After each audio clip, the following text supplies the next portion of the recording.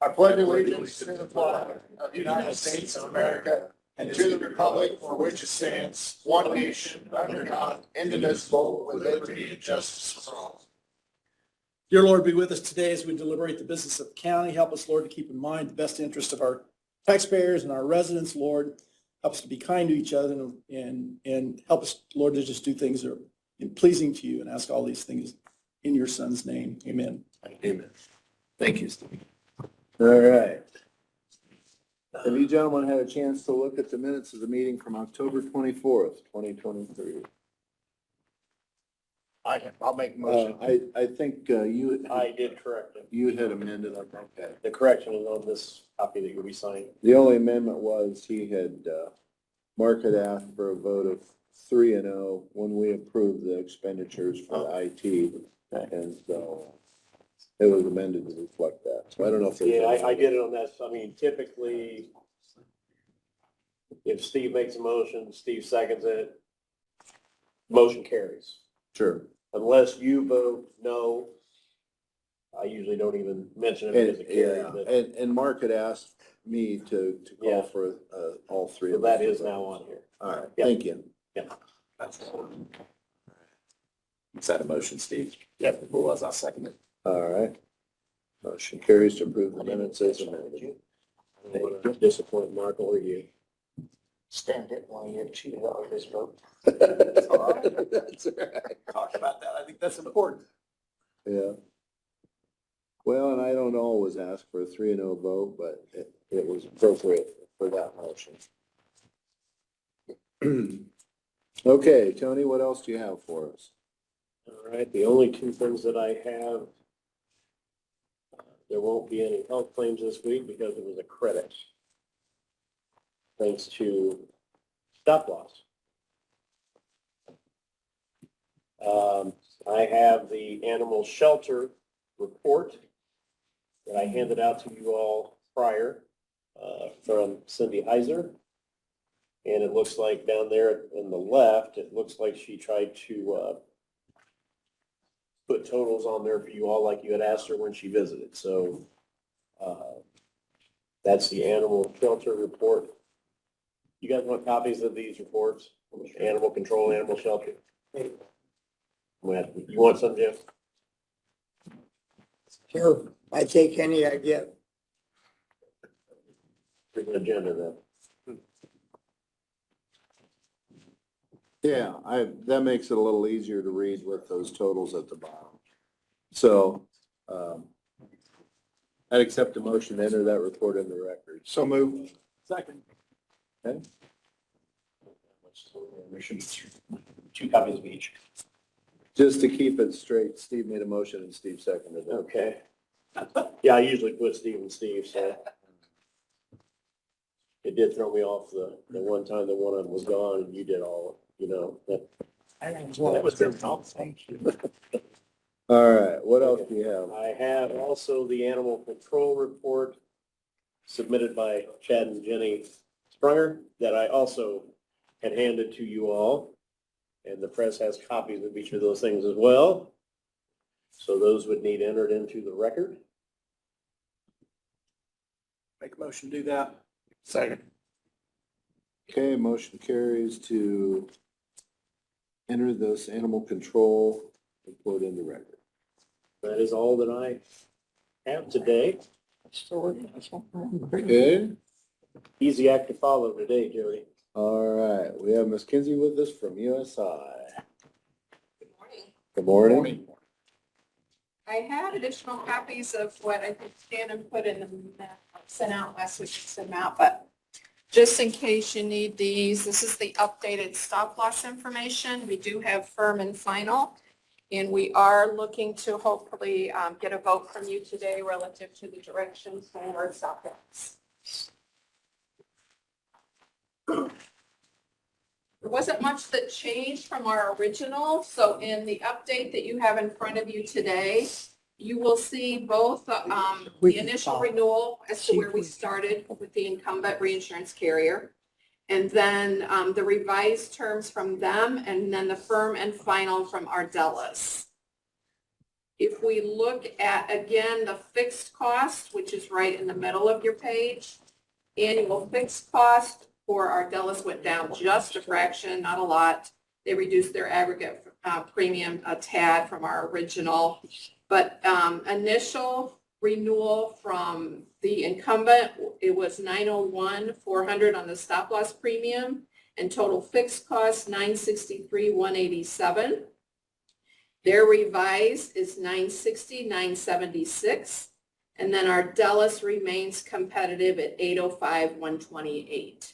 So they're about $155,000 lower on our fixed known cost than the incumbent reinsurance carrier. Can you go through those, Chloe, again? Because I'm Absolutely. following on the aggregate premium, Yep, 901,400, and then the annual total fixed cost, 963,187. correct. And then take me a little slower. Absolutely. So that is our incumbent's initial renewal when we met last week.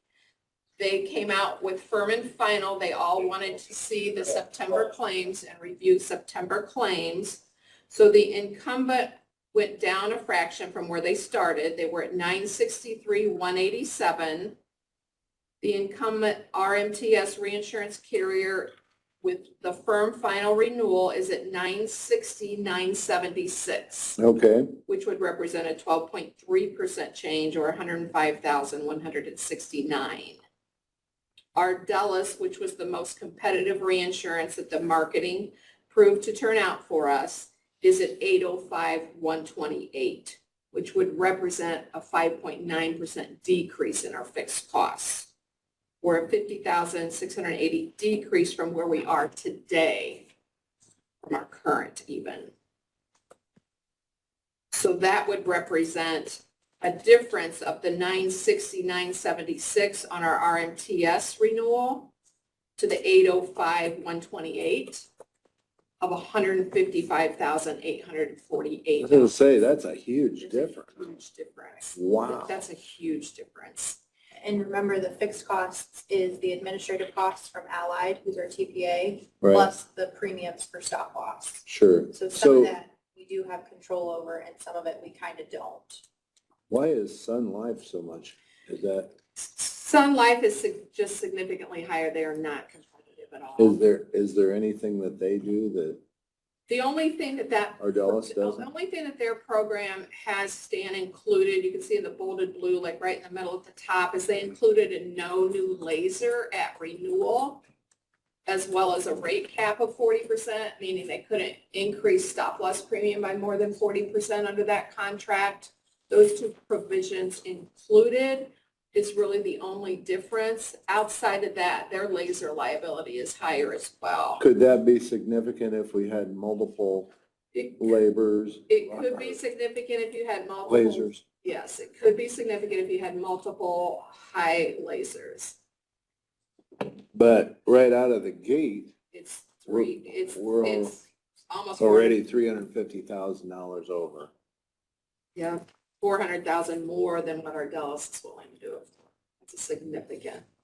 And So- there was probably 15 other companies Yeah. that, between Jody Yeah. and Allied, that they marketed, Right. but these were the only ones that they felt were competitive. And I asked her to at least illustrate the Sun Life proposal so you guys could see that, that she did go to the market and did do the research, and these are the two best that we were able to get back. So So let's say if throughout the year we have 3 or 4 new lasers, what would Ardellis charge additional? So Ardellis, we know to lock in stop loss, we know what those laser liability looks like up front, right? So if you look down, and it's small print, so I apologize for that. If you look down we're looking in the claims liability section, Stan. All right. So we've got both expected claims and maximum claims. So we know what they expect your plan to run at, and we know worst case scenario where you're protected at. Right below that, you can see the additional laser liability that we add. So additional laser liability, you have the first 55,000 of an individual claim that you're funding anyway. The laser liability would be the additional potential amount above that you could be responsible for. So we add that into the maximum cost. So if you look at very, very bottom, annual total maximum cost, that includes the fixed premiums and administration that we just talked about. It includes worst case scenario, hitting maximum claims, which again, you have not hit in the prior years. And it includes that additional laser liability. Even looking at that, your incumbent renewal is at $3,946,182, and our Ardellus is at $3,521,000. So there's a $424,000 savings if we hit a very worst case scenario. So we have a savings on fixed costs, we have a savings on expected, and we have a savings if absolutely every laser blew through the maximum. Relative Plus, to, it still comes out better than Sun Life. yeah, it does significantly. Is it a significant transition to move from that to our, to It move is, to it's Ardellus? seamless to employees. Employees don't see anything. It's literally an email from me to Ally confirming what the decision is this morning. There, other than that, you'll sign a new stop loss application that puts all the terms in paper format for you, right? Other than that, it's very seamless. Do we need to look at that contract, or is it pretty boilerplate? I would assume it's boilerplate, but Yeah. if you'd like us to look at it, we definitely can. Yeah. Stan, if we were, and again, we've got the same stop loss terms built in that we have in that Ardellus proposal that we have with our incumbent. If we were to move third-party administrators, which is what Ally does for us, right? They administer the plan, pay claims. If we were moving that service, they have an administrative contract that requires us to give them advance notice of that. Stop loss is really just informing the current stop loss carrier. Well, and I think that's always a big thing that Mark looks at is, the advance notice and, Right. and, Right. to what is it gonna take if we need to back out? Right. I think he It's- looks at that pretty hard. And stop loss, you wouldn't back out middle year because you need that protection on Yeah. the stop loss. So it's the Allied TPA piece of it. We would require advance notice, and we would want to look at their ASO agreement and make sure we had all our ducks in a row if we were to move the third-party administration. What do you guys have questions for? I don't. No.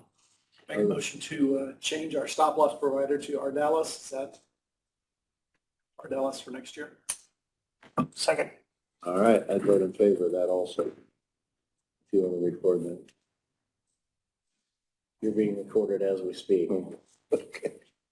All All right, right, we'll get the change made, and we will get the stop loss information back to you, but I can lock it in today, and we'll be good to go.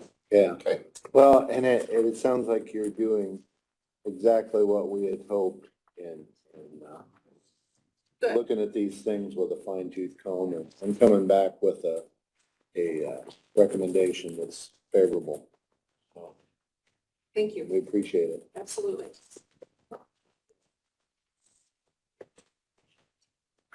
I'll note that all three commissioners approve that. Just for- All right, Brad, you even brought an engineer with you today.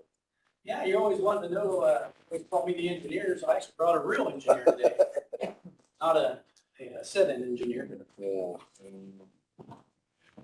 So, good morning. So basically, today, all I have is, I sent out that email, and it's more informational and a heads up for you that on our community crossings project for 400 West, it was bid out by the specs that were designed, and in looking at it, then it's going to take more to do the road correctly and get it where we need it to be. So as an overall, in the total project, we're going to spend some more money. And I just want you guys to be aware of that it's not a surprise at the end, once the project's done and they turn the bill in, that it's going to be higher. So NDOT will still take care of the community crossings part, and then whatever ends up above that, then we'll pay for it. And we have the money for it. We've got plenty of contractual services, so. So it was a matter of developing the specs in an unusual situation, the way it sounds. Yeah, and that is correct too, and also to kind of explain a little more, it was one of them where I asked Nate and Birch Frank for their help because it was kind of about a month before they were due, and I said, hey, why don't we do this? So it was a pretty quick, I asked them to do it quickly, and they did. I mean, they were more than gracious to help with that. So it was kind of a quick, and we ended up being awarded the money.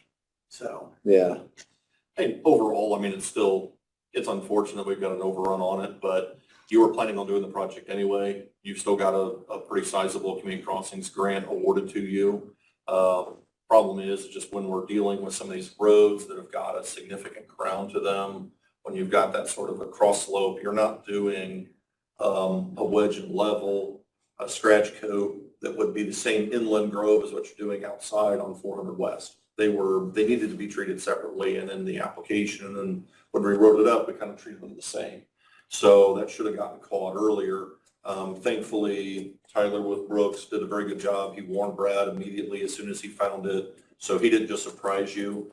And in conversations with Brad, we've made a couple of adjustments to the plans to try to lower that risk. So I'm expecting that some of the numbers that you've seen, you're actually should be lower than that. We'll see how much. Those decisions were made that will save you. So he did his job and Brad did his job in this. It just was an oversight and doing a very quick application. Why it's good for us to kind of have a longer plan so you can spend some more plan time and development, try to catch something like that. We're trying to be conservative. We weren't conservative enough. The other side of that coin is that if when you get too conservative and the project underruns, then you end up giving a bunch of money back to the state. well, So, and it sounds like even with the overage, had those specs anticipated this unusual circumstance, we still would have had to use that much product Yeah. to do the Yeah. road the way Yeah. needs to be done. So we're not spending money that we don't need to spend. We're just spending more than we initially anticipated. Yeah. Correct. It's just a little extra on that. So, and thankfully we're able to just make a couple of adjustments to a cross slope on it. So I think that that's going to be good. So. and as a heads up, community crossings, again, we can apply in January. So we're going to apply again in January. We've already started on them.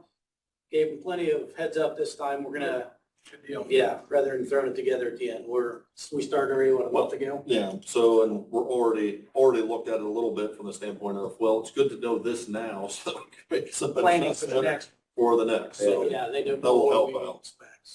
Yeah. Good. This is just informational, so that way when it does come to that time, Okay. Yeah. So the numbers that you may have seen are back of the napkin And that's estimates. that's at the this high. point. So, So, Well, in lieu of us having our own engineer on staff, we appreciate Nate working with us and you, using yeah, that advice yeah. to our benefit. So yeah, other than that, that's been all I happy got to do today. that. So unless you guys got questions about anything, So, it got cold, yeah. so. You got the snow equipment out yet? What's that? You got the snow equipment out yet then? Like I told you, we're always ready. It's gonna snow tomorrow. Yeah. Supposed to snow today. We always- Our belly blades are always on. Can't you do something to stop the snow though? Pray harder, I guess, do a little snow dance, non-snow dance. Steve, you could have mentioned that during the, Could have done that. Then I've been yelled, I'd been in trouble. You got people out there ready for snow, Tony. you got that, Not yeah. me. I don't understand Not them, me, I but don't know. I don't. Maybe that's just informational real quick too, up on Winchester Road, where those plates have been on the road from when they did the project and that center got soft from that project. They should be digging that up today and fixing that. They were out there this morning. Were they? Okay, so they're gonna dig that up. Put a good base back under there again, get rid of the soft stuff. Then they'll put binder down and it's gonna have to set until they can get surface. And so hopefully by end of next week, that's fixed also, the plates are gone. Yeah. Guys, I better tell you. Yeah, they were doing They were that. out there already? Yeah, and they had one lane road Okay. signs up, so I assume they're gonna work from just Yeah. one side, not close the road. So, good. I asked about that at the last RSD meeting, so Yeah. that sort of comes back around. So yeah, anyhow, that's all I got, so. Yeah, I was Thanks, just Brett, guys. getting used to dodging those plates. Well, it made everybody slow down, right? Hey, Sometimes. Thank you very much. Good seeing Yeah. you. all right. All right, building maintenance, Mike, you're gonna step in for Rick. That's what Tony said. Well, Yeah, I'm just. Talk to us. Instead of Rick. Talk to us about the IT stuff, so. the boilers and the air conditioner and Has nothing to do with any of this. elevator. Nothing to do with any Oh, of that. okay. We're- I got 3 increases, so. So if the courthouse clock is showing the wrong time, you're not responsible for that No, either? I'm not either. What this is this is our yearly maintenance for dock record software. And so I have that budgeted in Fund 1000. And its line item is 33,600.000.960. So that's titled maintenance contracts into there. Any questions on that? I know. Otherwise, I take a motion to I'll make a approve. motion. Second. Steve seconded it. All right. Does Tony need this? I do need a copy of it too. Just so I And can put it I'll in. create the claim, but you can. Yeah, I just need it for the minutes. This is another one for workforce software that's used in the auditor's department. And that's yearly maintenance is a little over $300. So on a claim this size, do you need to come to us for I'm 330? just showing you that it's all there. Oh, gotcha. To make it record because Gotcha. So we- we don't need to approve this we necessarily. don't need to, but I just want to let you know that the auditor's office does have a piece of software called Workforce that they use Oh, to do some stuff, and it's not much money, but we have a yearly fee to do that. And we've had to leverage that to get that whole thing working and to begin with. It was hard work. so this gives the auditor's office support for that software for the Yeah. year. Yeah. Yeah, it comes out of my budget, same place, 33,600. 0009600. And the last one, this one's a little bit larger, but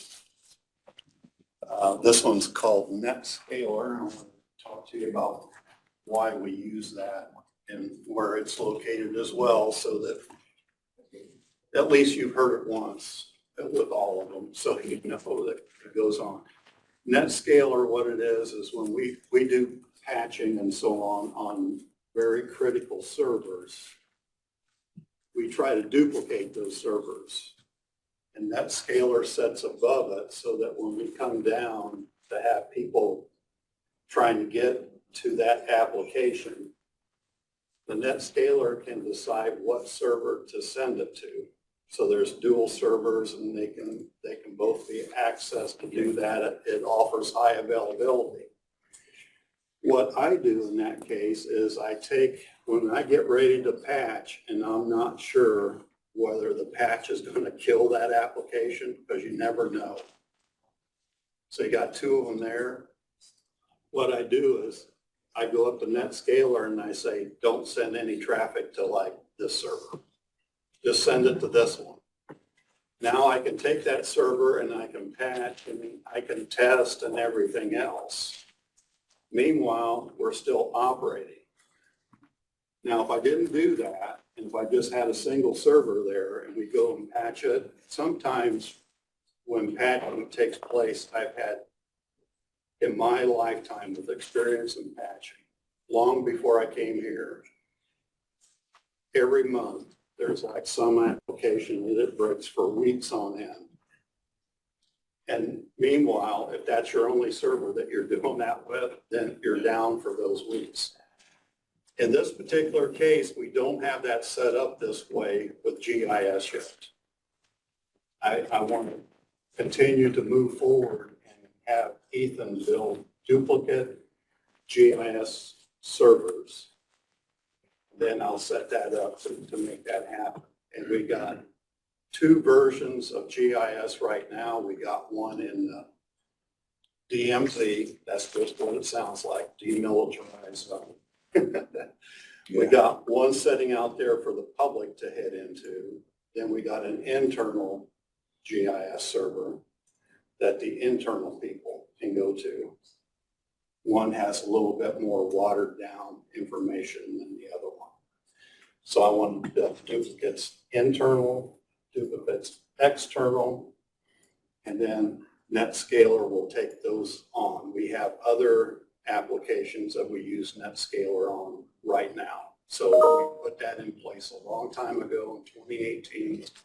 We do maintenance every year to keep up with it. And it's basically, it's used for patching, for that sort of stuff. So, you know, GIS is pretty important to the community and to the lawyers and everything else. Well, and to kind of add on to that, I know in the past, I've done a little research on other counties as far as, like Auburn and Huntington, and whereas we have Ethan as our GIS manager, systems manager, who takes care of it for the whole county and for the whole city, and we take care of it within our own IT department. Other cities have a specific GIS employee just to do this one application. And then the county has a separate employee in systems. So, you know, to me, this is another perfect example of the county providing a service efficiently that benefits everybody in the municipalities plus the county. So, you know, I just think it's well worth any additional effort and money that we put into it to continue. So, Yeah. So this just needs your signature. That doesn't need ours, but it still needs a motion to. yeah, it is about 2,500, which is what I signed for. It's like 48. Yeah. Make a motion to approve the annual maintenance agreement for NetScaler. Second. Okay. Motion carries. Thank you, Mike. And that's it for me. All right. Very good. You need this one too. No, well, I'll take it, but I just need the amount. You need it? Yeah, I would need it back. Because that'll just be a claim coming through to us, right? This is just my copy. You've got it in there, so.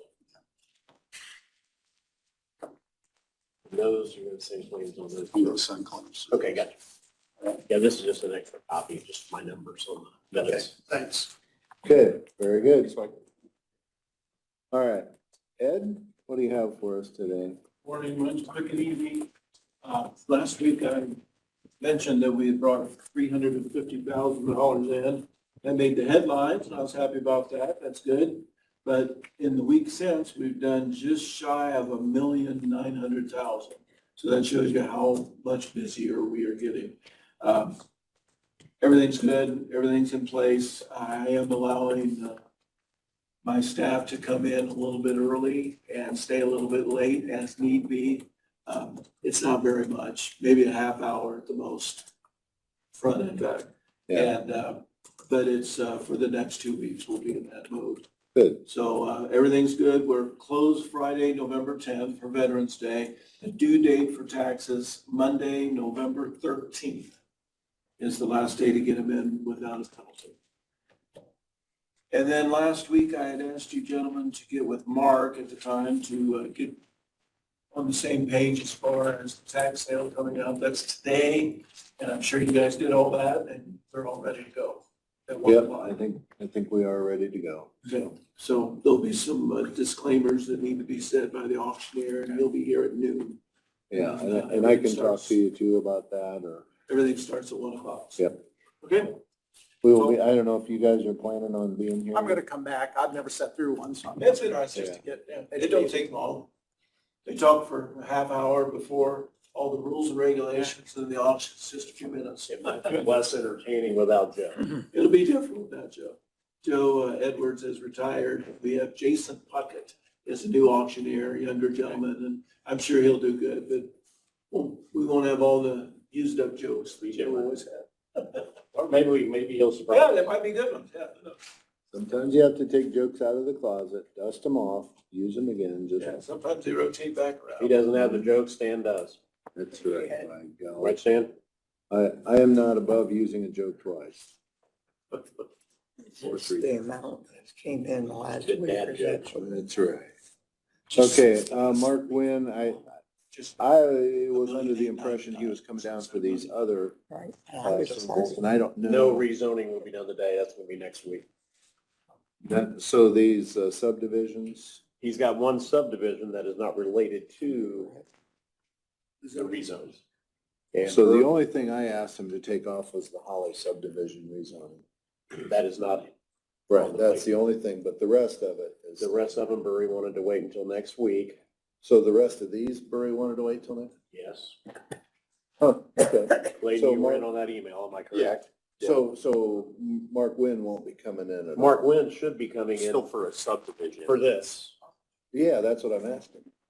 I asked if he's coming in at all. Yes. And you said, no, he's putting them off till next week. No, I said he's putting out the rezones, but he is doing this subdivision. Okay, all right, Correct. He's just not here at the moment. gotcha. Okay. All right. Clayton, did you have anything for us? I do not. If not, you gotta stall for 15 minutes until Mark. Shannon, did you have anything for us? Somebody needs to contact No. Mark so they can come down. Okay.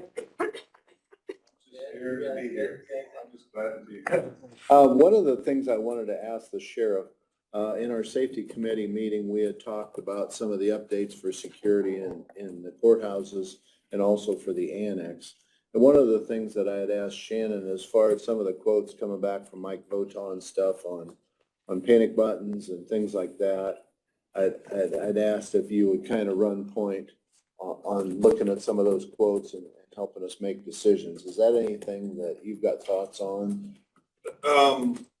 Everything that we talked about and that he came here and explained to us in the spring is what those quotes are. So that's the software system. So we will actually have some panic buttons, but also every employee in the terminal can actually alert things too. So we won't be relying over the radio and stuff like our So phones are will we now. still have these or? Well, no, those won't be here anymore. You still might have a button here, but you'll also have access when you're logged into your system. You can do it, there'll be an icon, you can click on that, hit a button, and then it'll put off the alarm also. So, and then it's dealing with door locks and some other stuff. So, and Sandy Brown, through circuit court, was trying to get that judicial grant to pay for a lot of that. Gotcha. So, but no, that system is nice. It will. So is that something we got to coordinate through Mike or? When it gets to that point, yes, because it's all software. Besides the hardware, which Bob's already involved with the door locks and some of that stuff, Bob's already in the works with that. But if we get this system, it's software, yes, it'll be loaded onto our network, and then basically anybody with a county computer would have access to it, to at your workstation, whatever, that you can trip the alarm from, and it will give us the location where that is too, which is the nicest part. Is that anything that you're gonna need approval from us to move ahead with the contract? When the contract comes, yes, you'll sign off on that because it's not dealing with the jail security, it's the courthouse, which is Sure. your stuff. But yeah, we're just not to that point yet. We'll wait to see if we get the grant first. If we get the grant, then we can move forward. And if we don't get the grant, then we'll have to see if there's any other funds available Yeah. that we can do that. Well, and I don't know how comprehensive or how urgent it is, but, you know, I know we've had some discussion with prosecutor staff and clerk staff and even Superior Court staff, and also here about, Well, you know, that security. you bring that up, I have had talks with Mr. Brown about especially the 4Ds office door. And I think he's going to make a APR ARPA request for that because he was talking on metal detector and all that. Well, to do that, to have a screening location like we talked about in the judicial building project, Yeah. that's a lot more manpower and everything else. And then we need two of everything because we have two different courts. So I think right now I think he's moving towards that door for them. Which brings another whole issue with that particularly that office. There's no way for them to get out if there's a fire. So we had been in contact with the fire department stuff to see if there's any type of an escape system, ladder system that can be used. There's nothing on the market because of how that building is and how wide Oh. those window sills are. Right. So it might be, we might have to actually custom build something for those ladies for the possible escape route on a fire. Because if that hallway catches fire, or they can come out their front door, there's nowhere out. Is that something that you would work with Rick Yeah. on doing, or how do you see that moving Yeah. ahead? We first have to kind of call around and see, because I'm, pictured in my head, it's almost like a metal fabricator that will have to come in, take some dirt, and he's just gonna have to engineer something totally custom for that window. I Because see. of the window, how wide it is, and then we have those limestone ledges that you have to deal with too, so there's just a lot with those windows. There's nothing on the market. Our fire department's been checking, and they just come up with nothing. Right. And of course, the ladies say, well, we'll just put a external fire escape out there. Well, I don't think you're gonna do that to a historical landmark courthouse. Yeah, well, somehow it'd be not, and I don't know how, it's almost like somebody has to act as a general contractor, I guess, for lack of a better term, to kind of oversee all these security measures somehow. So that's why I don't know if that's something you want to take the point on. I can't, because actually I was gonna contact Elvanis to see if they have anybody that they could recommend for that type of job, at least have them come out and take a look at it, see what's feasible Yeah, and whatever, because like I said, it's gonna be someone with a design engineering background that is Yeah. gonna have to make it from scratch. And the main thing is the part that actually goes in the window. I mean, anybody can make the ladder goes down. We just gotta get that other foundation that locks in, so that the ladder can go down off of it. well, and even looking at the whole plan, it's like, there's a software part of it, there's a installation part of it, there's the physical part of the escape routes. It's just like a whole. It all feeds off one another. It Right, really does. right. But no, with Lakeland, with their quote, and I was gonna reach out to Sandy, because I don't know when they get their answer back. I know the grant was already due. It was like due I think the 16th or the 20th of October, so it's been turned in. I just don't know when they make their decision, if it's still gonna be this year, if it's gonna be next spring, that I don't know.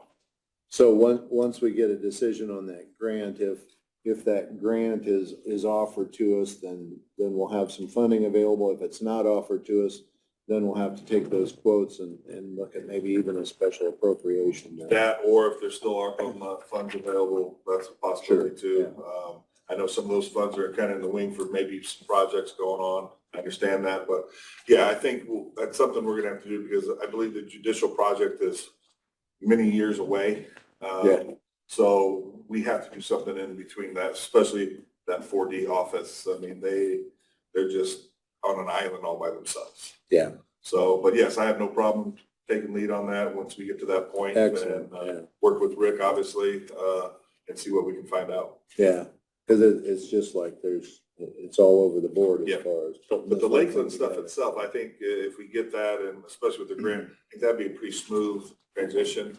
The hardware stuff with some of the lock stuff they've done some of that already. It's already in our system, with our fob system and stuff, so that's not a big deal. Yeah, And the new alarm system, is mostly software on our system, computer system. So I don't think that'll be much of a headache of installation. But like I said, at that point, IT's already involved with it through Bob, knowing that, yes, it can run on our system.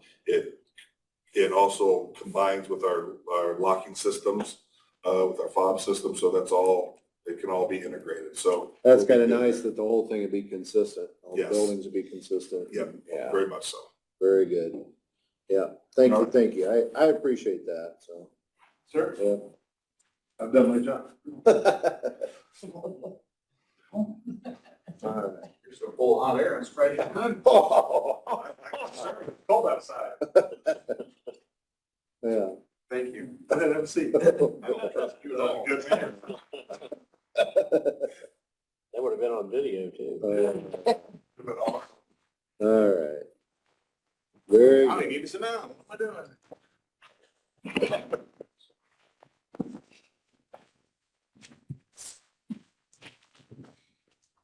one subdivision today.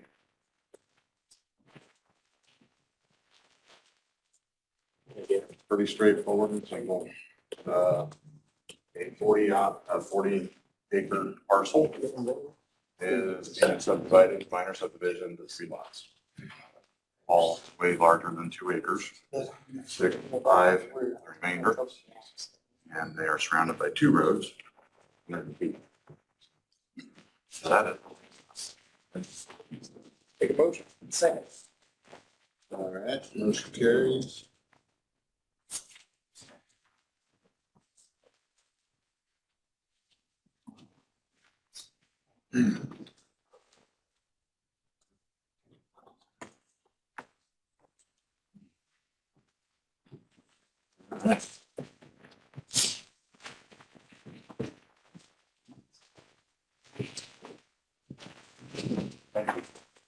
All Thank you, right, Mark. thanks for coming in.